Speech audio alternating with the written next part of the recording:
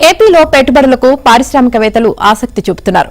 1,03,000 కోట్లకు పైగా పెట్టుబడులతో 83,436 మందికి ఉద్యోగాలు కల్పించే పెట్టుబడుల ప్రతిపాదనకు ప్రభుత్వ ప్రధాన కార్యదర్శి కె విజయానంద్ అధ్యక్షతన జరిగిన రాష్ట్ర స్థాయి పెట్టుబడుల ప్రోత్సాహక కమిటీ ఆమోదం తెలిపింది.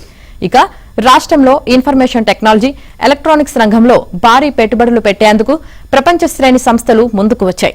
22,976 కోట్లతో కర్నూలు జిల్లా ఓర్వకల్లు మెగా ఇండస్ట్రియల్ క్లస్టర్లో స్థాపించే ఇండి చిప్ సెమీకండక్టర్ ప్లాంట్ ఏర్పాటుకు ఎస్ఐపిసి ఆమోదం తెలిపింది. ఈ సంస్థకు ఎకరా 10 లక్షల చొప్పున 150 ఎకరాలు కేటాయించాలని నిర్ణయించింది.